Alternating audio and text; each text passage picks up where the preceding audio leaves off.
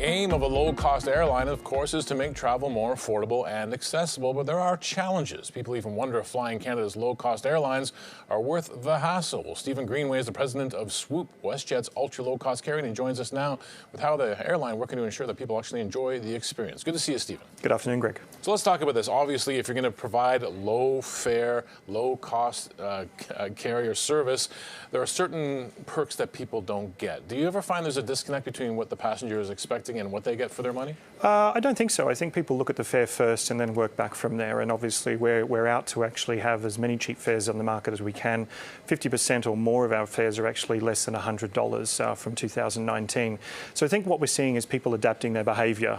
They're not expecting flatbeds and caviar, that's for sure, but they're also changing their behaviour in terms of what they bring with them. So whereas they might have checked in a bag previously with another carrier, they're not checking in, they've just got a backpack. They're being quite frugal because they're chasing the cheap fare at the end of the day. I think of the expenses of running an airline. Obviously, fuel is a huge one. The planes are not cheap. Do those things actually make that big of a difference? The bag checking, the free headphones, maybe the glass of wine you might get complimentary on a flight? It does, but also what we do with our assets. So you mentioned aircraft. They are expensive. You know, you're talking tens of millions of dollars worth. We fly our aircraft harder. We fly them 13, 14 hours a day, as an example. And we build our schedule around our crew. So we make sure we optimise our schedule around being able to work our crew the maximum day they possibly can. So we get efficiencies that way as well.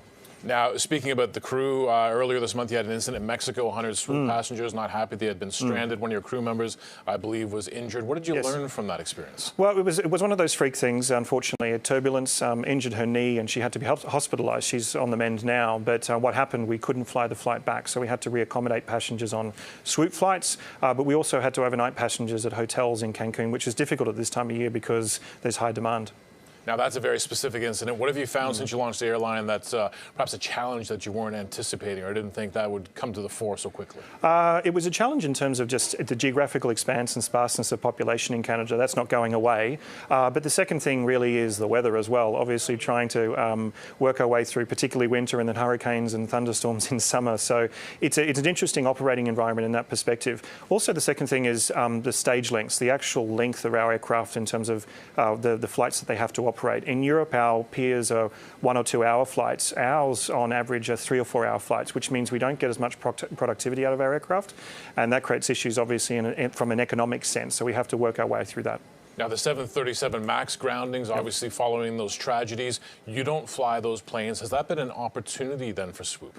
Not really. We fly the NG, which is the version before the MAX. Our parent company flies the MAX. But for us, all we see is a bit of market distortion. There's really only 2 suppliers of large narrow-body aircraft in the market, which is Airbus and Boeing, obviously.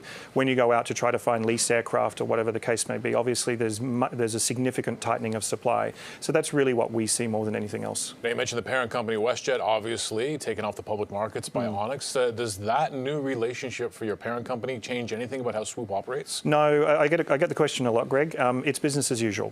We have a 5-year plan. The group has a 5-year plan. We're sticking to that. That's what Onyx really liked, what they saw in terms of the longevity of our thought process and strategy, and we're sticking to that plan. So there's no change. Business as usual.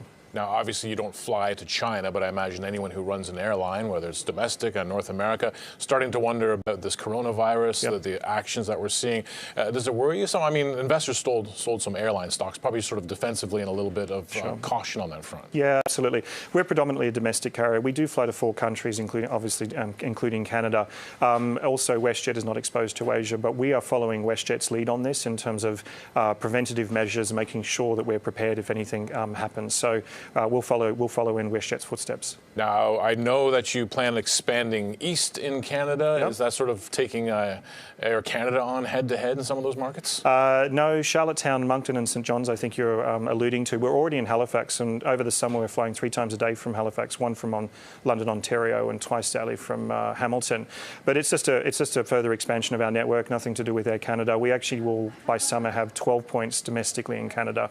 And the East, we believe, is underserved and craving for low fares, and that's the reason why we've launched our services. Now, a lot of low-cost carriers have been introduced over the years. They come and they go, and I think you alluded earlier to the challenge of being being a low-cost carrier in Canada, it is a big country geographically speaking. You go to Europe, you can jump on a flight in an hour or 2 hours. Yep. You're on the other side, you're in a completely different country, and you've jumped over 5 countries. Correct.